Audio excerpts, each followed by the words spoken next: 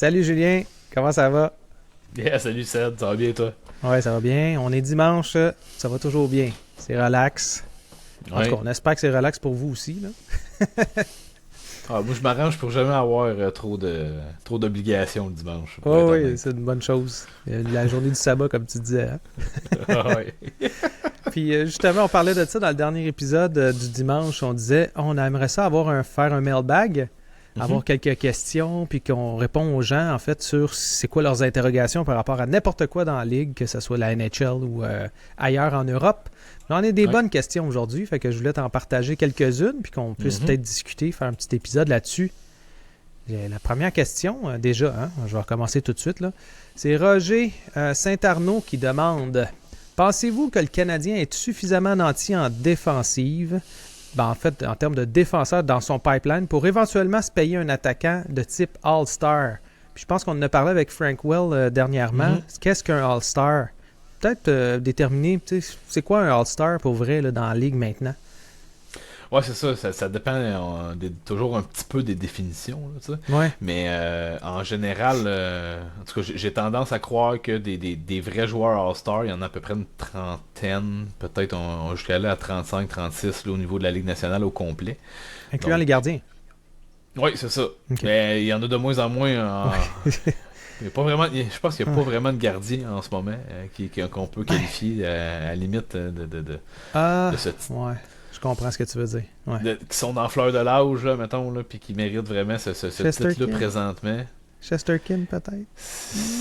Écoute, ça serait peut-être le seul là, OK, c'est bon. que j'oserais y attitrer, donner ce titre-là, mais encore là, Ouais. écoute, j'ai pas l'impression que la position de gardien de but est assez importante en ce moment dans la Ligue nationale.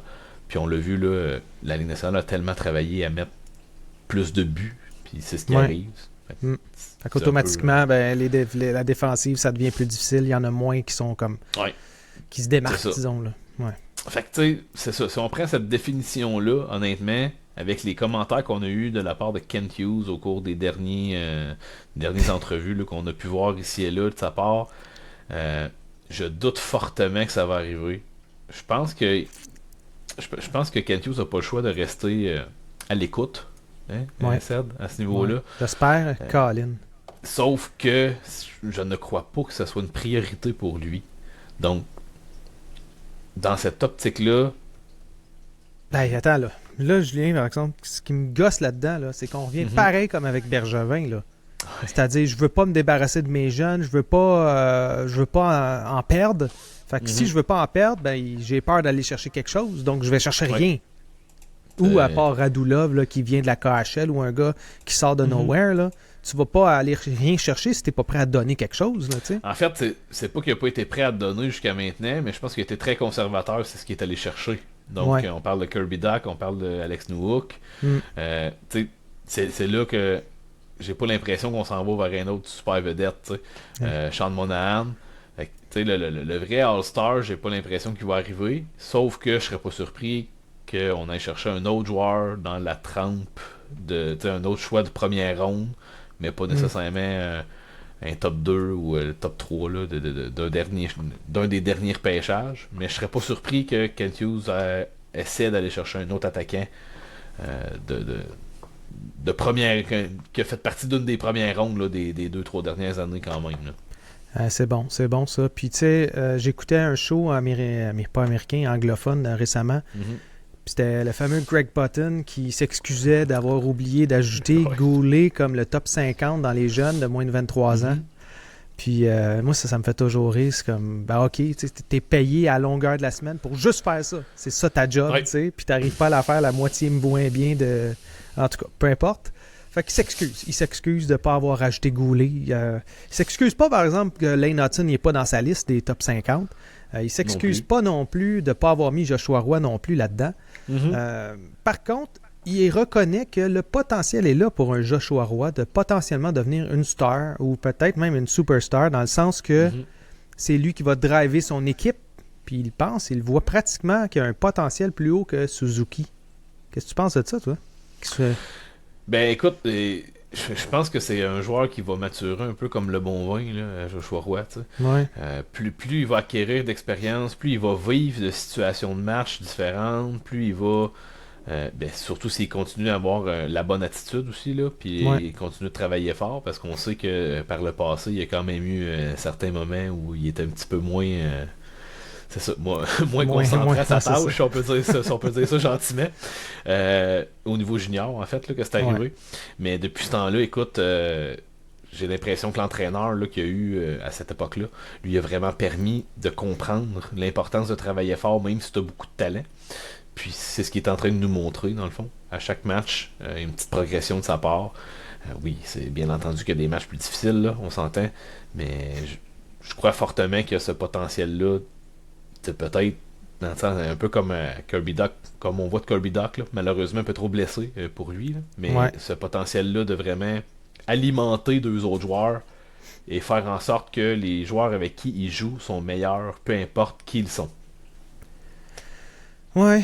Bon, c'est un peu décourageant parce que ça veut dire pas de Nylander, pas de Peterson, pas de toute cette gang-là de joueurs potentiellement qui pourraient bouger, qui vont se ramasser avec le Canadien. Mais bon, on va faire qu'est-ce qu'on a, puis on va espérer qu'on ait une équipe assez bonne, un peu comme Saint-Louis, pour rafler peut-être la grande victoire une fois sur 10-15 ans, au minimum. Ce sera le fun. Oui, on aimerait ça. Parce que moi, si dans 15 ans, il n'y a toujours pas de victoire, je vais trouver ça rough. Je sais pas comment Toronto font, là, mais Oui. ouf! Ça va commencer à être difficile d'être un fervent partisan. Ah ouais, clairement. Prochaine question. J'ai une question de... Ben, c'est pas une question, mais moi, je le prends comme une question, OK? C'est Praz qui... D'ailleurs, tu y as répondu dans les commentaires. Il se demandait là, comment ça se passe avec Michkov en ce moment. Oui. Puis je sais que tu en as parlé un petit peu dans le show caché de Frank Well jeudi, donc dans le show exclusif aux membres. Hein? Je vous invite à aller vous abonner au Patreon si jamais vous voulez en savoir plus, puis voir ce genre de petits shows-là. Donc, Michkov, lui a l'impression que c'est un fantôme. Est-ce que c'est une mauvaise impression d'après toi? Ben encore là, je pense que c'est au niveau des médias, c'est pas très diffusé en fait là, ce qu'il fait. Si vous voulez avoir là, des extraits, vous êtes obligé d'aller voir sur Reddit ou le Reddit des Flyers ou quelque chose comme ça, là, de quoi de spécifique à son équipe. Là. Exact. Donc, écoute, là, c'est un 18 ans, il n'est pas encore 19, là, et c'est son année 18-19 dans le fond présentement. Puis en KHL à 18 ans, faire un point par match, parce que c'est ce qu'il y a présentement, là, un point par match avec l'équipe de Sochi. Ouais. Donc, c'est assez impressionnant pour vrai. Si on compare avec les autres là, joueurs russes de KHL qui faisaient un point par match à peu près à son âge, ben là, c'est des grands. C'est des grands, c'est des Ovechkin, c'est des Kaprizov, c'est des grands. Donc là, puis écoute, là, les extraits qu'on peut voir, moi j'ai vu au moins là, c'est 3-4 highlights, là, mais c'est des highlights où, wow, c'est vraiment des aptitudes, des habiletés impressionnantes qui montrent au niveau de la KHL. Ouais, mais Julien, il n'y a pas de défensive. Il n'y a aucune défensive, Michkov. Ah non, mais il est très impressionnant à l'attaque, en tout cas. Écoute, moi j'en vois un en ce moment, là, potentiellement avec le même genre de talent que Demidov. C'est Demidov, là, justement. Là. Oui, en fait. Le même genre de talent que Michkov. Puis Demidov, il est plus grand, plus gros, il est plus fort, il est plus rapide. Peut-être moins de mains. Il est plus un passeur qu'un scoreur, mais il y a un package un petit peu plus intéressant pour le Canadien. Puis il est blessé. Il est blessé depuis un petit bout. Je sais pas quand est-ce qu'il va revenir. Je sais pas s'il est revenu, ou en tout cas il est sur le bord, là, mais ça serait... C'est étrange là, que de la façon que je vais le dire, là, mais tu sais, s'il pouvait se blesser encore un petit peu. Ça serait bon, aussi, hein? Ça serait quasiment bon parce que ça nous permettrait d'avoir une chance d'aller le chercher. En tout cas. En troisième ronde, en quelque part, là, quand on n'aura plus le choix de le prendre. Parce comme il pourrait glisser au pêchage, justement, puis ça pourrait devenir une maudite belle avenue. Là. En fait, c'est ce que le Canadien avait fait avec Galchenyuk à l'époque, si vous vous souvenez. Là, qui est allé le chercher au troisième choix, puis bon, s'il y avait eu une saison complète, il aurait peut-être fait plus de points qu'il a coupable cette saison-là. Donc, c'est un peu la même situation qui pourrait se produire là, pour nous, mettons. Écoute, si ça arrive, c'est un vol. Là. Honnêtement, déjà, il y a la réputation. Là, maintenant, il joue déjà avec des plus vieux. Il y avait le même genre de production qu'un qu'un Michkov pouvait le faire à son âge, sinon plus, en ayant un meilleur jeu défensif. Donc déjà, il y avait une attitude plus complète pour une équipe nord-américaine, disons. Parce que c'est sûr qu'en KHL, c'est un peu moins grave. Tu as des équipes qui, eux, c'est all-in à l'attaque. Puis il y en a d'autres qui s'en foutent un peu plus aussi en termes de... Le but, c'est d'avoir un peu de tout. Là, versus le Canada, aux États-Unis, c'est un petit peu plus... Il faut que ça soit dans un moule. Là. Fait que c'est... Écoute, on va voir. Là. Michkov, je pense qu'effectivement, ça va être un grand talent. Peut-être qu'il n'est pas encore assez couvert parce qu'évidemment, il y a encore toute l'histoire de l'Ukraine, de la Russie, donc tout ça qui traîne et tout ça. Là, fait que ça devient difficile d'avoir des nouvelles. Mais c'est pas un fantôme. Il roule sa bosse, ça va très bien. Oui. Puis quand il va arriver, plus tôt que tard, j'imagine, probablement en même temps qu'un Rainbacker ou qu'un autre joueur de ce type-là, de cette année-là. Potentiellement, oui. Ouais, donc moi, d'après moi, ça va faire des flamèches. Puis on va en entendre parler toute notre vie. Bon, on l'aura pas loin, en tout cas, là, avec les Flyers. C'est sûr qu'on va le voir jouer une couple de fois, ça c'est certain. Ouais, exact. Puis ma dernière question pour toi, parce que c'est un petit show aujourd'hui, hein? On est dimanche. Fait que, la question, c'est suite à nos points concernant l'épisode sur la PWHL. Donc, DPWHL. Est-ce que les joueuses devraient s'en mêler, en fait, du côté marketing? Est-ce qu'ils devraient un peu plus maugréer sur comment c'est runné ce business-là en ce moment? Ou est-ce qu'ils devraient plutôt backer la ligue et donc rester un petit peu plus low profile puis acquiescer à tout ce qu'ils disent parce qu'évidemment, c'est eux qui payent leur salaire. Là. Ça, c'est une question de Guillaume Lemieux. Ben écoute, je pense que là, la situation qui se vit présentement, c'est exactement la deuxième option, là, en fait, que tu as mentionné. Ouais. C'est exactement ce qui se fait en ce moment. On a eu l'occasion, en fait, là, de voir aussi un premier point de presse là, au niveau YouTube de la Ligue. Là. Donc, même le channel YouTube, c'est de WHL. C'est la PWHL, excuse. Donc, même ça. La qualité, écoute, au niveau prod, je vais te laisser faire le commentaire. Là. Écoute, quand j'ai vu ça, je te l'ai envoyé immédiatement parce que, écoute, je savais à quel point c'était pour, c'était pour te faire réagir. Écoute, t'es gang, là. Savez-vous combien ça me coûte le programme que j'utilise pour faire ce qu'on fait là en ce moment? 30$ par mois. Est-ce que vous pensez réellement que la PWHL n'a pas les moyens de se payer 30$ par mois puis de prendre un petit gars pour faire son montage s'ils veulent faire du montage par la suite?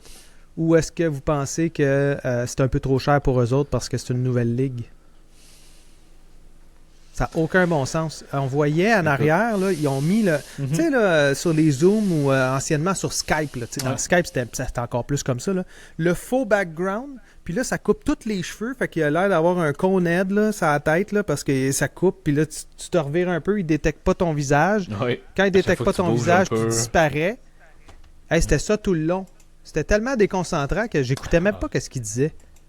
Je sais pas, toi, si t'as tout compris, là, mais... J'ai écouté un bon bout quand même là, pour l'information, en fait. Ouais, c'est ça. Mais en gros, là, c'était beaucoup de à quel point c'était rapide de prendre la décision de jouer cette année, dans le fond. Puis à quel point ils ont travaillé fort pour pouvoir release des chandails, à quel point ils ont travaillé fort pour pouvoir avec son don bon. Juste créer des équipes. À quel point ils ont travaillé fort, puis que ça a été rapide pour donner ces services-là, puis faire en sorte de faire la promotion de cette ligue-là, dans le fond. Ouais. C'est ça. C'était beaucoup on se tape dans le dos, puis on a réussi à faire ça vite. Fait qu'on espère que vous allez apprécier le spectacle, puis c'était un gros résumé, là, mais c'était pas mal ça. Donc, pour en revenir à la question principale, en fait, là, est-ce que je pense qu'ils devraient endosser ça? Écoute, je pense que c'est pas nécessairement leur avantage de pas l'endosser, malheureusement. Ils n'ont pas le choix. C'est vraiment le point est là. Donc, là, je l'ai déjà dit en plus sur l'autre show, me semble, là, si je me souviens bien, mais c'est entre les mains des filles de donner le show sur la glace, pour vrai. Là. C'est ça qui va sauver la ligue, présentement, selon moi. Ouais. C'est mon bien humble opinion, là, en ce moment. Mais si on n'a pas le spectacle sur la glace, des matchs serrés, des matchs intenses.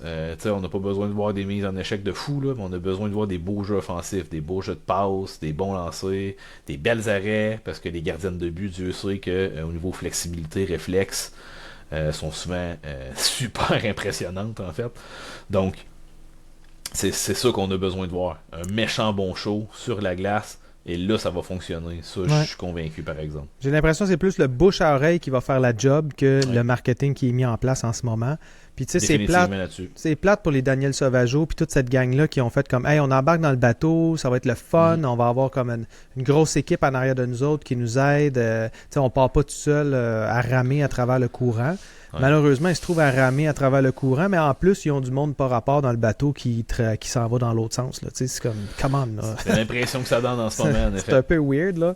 Puis tu sais, c'est pas un pied de nez aux filles, à toute la gang, mais ils n'ont pas le choix d'accepter puis de se taire, parce qu'en ce moment, c'est la Ligue qui va payer leur salaire via les nombreux investisseurs, mais je veux dire, ça reste une Ligue qui va payer les salaires pour tout le monde. Donc, s'ils se mettent à parler à dos, ben, ça se peut qu'ils ne se trouvent plus jamais de job dans la ligue. Donc, ils n'ont pas le choix. Là. C'est comme, OK, on se tait, on attend, on va voir qu'est-ce qui va se passer, puis on verra par la suite. Puis, tu sais, c'est quand même le plus belle opportunité que ces femmes-là ont depuis jamais, en fait. Là, c'est de se faire valoir, puis de montrer qu'elles sont capables de donner un spectacle de la qualité. Au moins là, d'une ligue nord-américaine de hockey, sinon supérieure à ça, là, dans le fond. Exactement. Parce que justement, ça va plus jouer au hockey que se taper sa marboulette, là, si je peux dire ça. Là. Ouais. Ben oui, c'est clair. Là. Ben, tu sais, c'est sûr que, écoute, on n'a pas le choix d'y aller avec un esprit ouvert, parce qu'évidemment que il va y avoir du talent là-dedans. Là. Les meilleures joueuses américaines, canadiennes et même à travers le monde vont être présentes. Oui. Puis eux autres vont se donner. Là. Leur but, c'est de gagner la coupe, là, c'est de se ramasser en finale, puis de repartir avec la première coupe de cette ligue-là. Parce que ça, c'est once in a lifetime. Là. C'est les premières. Puis à 6 équipes, là, c'est pas du talent dilué, gang. Là. C'est ça. C'est les meilleurs pour vrai qui sont là. Exactement. Fait que là, hey, j'ai une nouvelle question, excuse-moi, je sais que j'avais dit c'était la dernière. Là. J'ai une petite question bien intéressante. Pas de trouble avec ça. Parce que pour une affaire que j'aime bien gros, c'est le draft 2024. Samuel Couture qui demande, avez-vous, en fait c'était probablement pour Max, là, parce que c'est évidemment c'est un Européen. Et il dit, avez-vous, que pensez-vous en fait des prospects européens pour le draft 2024, entre autres Konsta Helenius?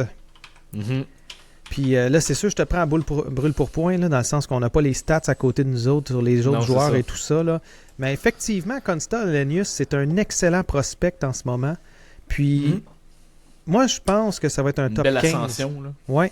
Puis j'ai bien l'impression qu'il va rester dans le top 15 jusqu'à la fin de l'année. Puis j'ai hâte de voir, en fait, là, ce qui va... Écoute, Samuel, ce qui va faire en sorte qu'on va en savoir plus réellement, c'est le tournoi. C'est le tournoi... Dans le temps des fêtes. Ça va donner une meilleure idée, en effet. Ouais. C'est là qu'on va savoir qu'est-ce qu'ils peuvent nous donner pour le next step, en fait. Là, parce que c'est va être la classe au complet, le draft au complet, ou pratiquement à part les Russes qui vont être là, qui vont être présents, qui vont montrer ce qu'ils sont capables de faire. Puis c'est toujours à partir de ce moment-là où on peut se faire une meilleure idée sur l'évolution qu'il y a eu d'une année à l'autre. Parce qu'après ça, ils sont dans chacun leur ligue, ils sont chacun de leur bord. Oui. C'est difficile. Là. Puis il y en a qui ne jouent pas assez parce que c'est des jeunes. Là, ils ont 17 ans.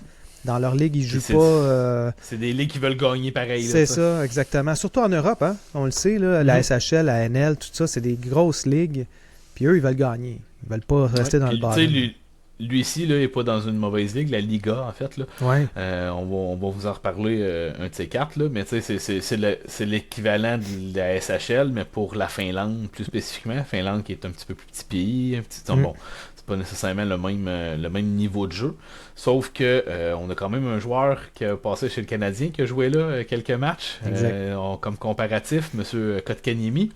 Puis, écoute, là, en ce moment, si je compare les performances des deux jeunes hommes, je pense, dans la ligue en ce moment, Helenius semble une petite avance, plus performant, plus performant que Keiki pouvait l'être. Keiki avait eu comme, on va dire 29 points en 57 matchs là, que je pogne vite, c'est pour ça que vous me voyez à la tête virée. Puis en ce moment, on est à 16 en 22 pour Helenius. Donc, Kotkaniemi finit 3e total avec 1,5 points par match à peu près, là, on arrondit. Donc s'il continue sur ce rythme-là, un bon tournoi international, en effet, tu as dit top 15, mais tu sais, si justement un bon tournoi international par-dessus ça, faudrait pas être surpris là, de voir une équipe peut-être aller chercher le top 10, justement. Là, ça pourrait être définitivement un joueur de ce type-là. Là. Oui, surtout qu'il y a beaucoup de défenseurs, il y a beaucoup de joueurs qui vont faire en sorte que certaines équipes vont y aller pour qu'est-ce qu'ils ont besoin rendu à 7, 8, 9, 10. T'sais, on dit tout le temps c'est le talent qui l'emporte, mais le vrai talent, c'est 1, 2, 3, 4 à peu près. Là.